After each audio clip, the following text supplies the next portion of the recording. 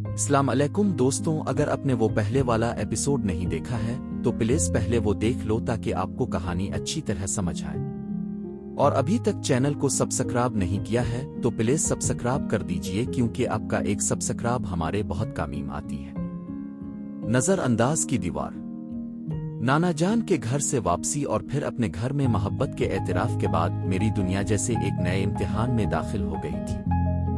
دل ہر وقت ایک ہی دعا کرتا تھا کہ علیزہ کبھی تو میری طرف دیکھے، کبھی تو وہ مان لے کہ میں بھی اس کی زندگی کا حصہ ہوں، مگر حقیقت اس دعا سے بالکل مختلف تھی۔ کچھ ہفتوں بعد دوبارہ ہم سب نانا جان کے گھر گئے۔ ماحول پہلے سے بہتر تھا، لیکن میرے دل کا حال پہلے سے بارا تھا۔ جیسے ہی میں نے دروازہ پار کیا، میرا دل ایک ہی چہرے کو ڈھونڈنے لگا۔ صحن، کچن، کمروں میں نگاہیں دوڑتی رہیں، اور پھر وہ نظر آئی، علیزہ۔ وہ اسکول سے آئی تھی۔ اس کے ہاتھوں میں کتابیں تھیں، بال ذرا بکھرے ہوئے، اور چہرے پر تھکن کے باوجود عجیب سی معصومیت تھی۔ میری آنکھوں کو وہی منظر چاہیے تھا۔ دل نے کہا، دیکھو یہ لمحہ قید کر لو، شاید پھر نہ ملے، لیکن اس نے مجھے یوں نظر انداز کیا جیسے میں وہاں تھا ہی نہیں۔ نہ سلام، نہ کوئی مسکراہٹ۔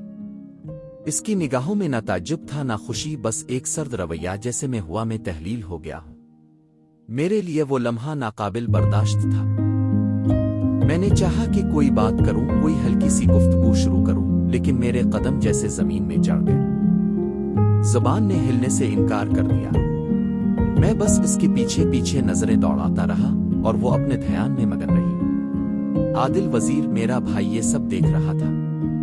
اس نے آہستہ سے کہا، یار تو کیوں اپنا دل جلا رہا ہے؟ اس نے کبھی تیری طرف دیکھا بھی نہیں۔ تجھے لگتا ہے وہ تجھے پسند کرے گی؟ میں خاموش رہا۔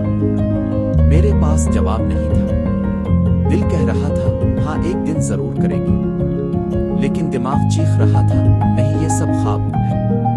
رات کو جب سب سو گئے، میں جاگ رہا تھا۔ کمرے کی چھت پر نظریں جمائے میں بس یہ سوچتا رہا کہ آخر میں کیوں اتنا کمزور محسوس کر رہا ہوں۔ میری رنگت، میرا سانولا پن، میرا سخت سا مزاج، کیا یہی سب اس کے دل میں دیوار کھڑی کر رہے ہیں؟ شاید وہ مجھے کبھی اس نظر سے دیکھنا ہی نہیں چاہتی۔ کچھ لمحے ایسے آئے کہ دل چاہا سب چھوڑ دوں، لیکن پھر ایک اور جذبہ جاگ، الفاظ ضد۔ ایک ضد کہ یہ محبت محض یک طرفہ کہانی نہیں رہے گی۔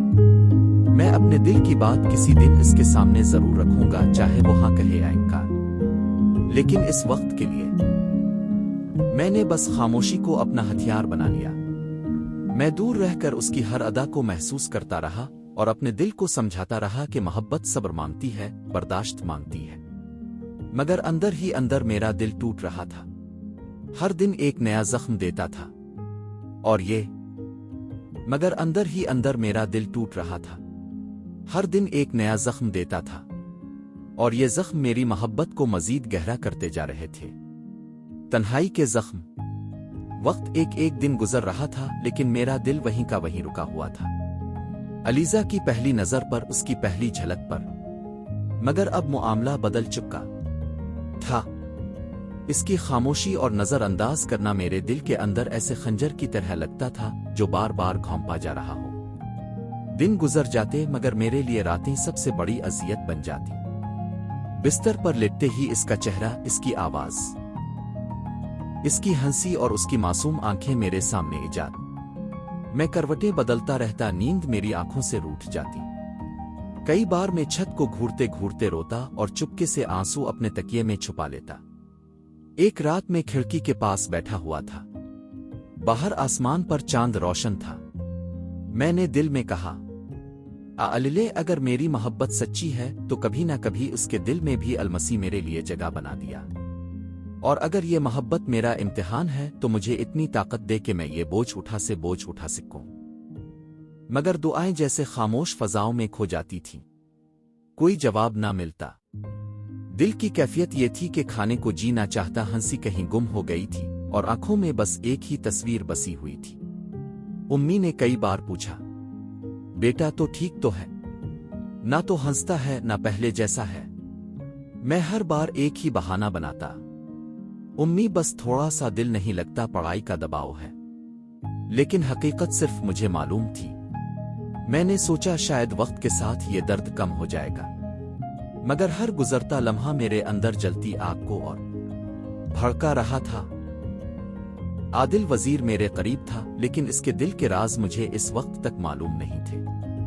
वो भी अलीजा की बातें करता, इसकी तारीफें करता, और मेरे दिल को ये सुनकर जैसे किसी ने जकड़ लिया हो। मैं हैरान होता कि आखिर क्यों वो इतनी दिलचस्पी लेता है, मगर मैंने ये सवाल अपने दिल के कोने में दबा दिया। मैं अपनी दुनिया में गुम होता जा रहा था। स्कूल का दिल ही नहीं करता, पढ़ाई जैसे बोझ लगती थी। दोस्त भी मुझसे दूर होने लगे। मेरा सख्त मिजाज और संजीदा चेहरा लोगों को पहले ही भागा देता था। अब ऊपर से ये खामोशी और तन्हाई ने मुझे और भी अकेला कर दिया था।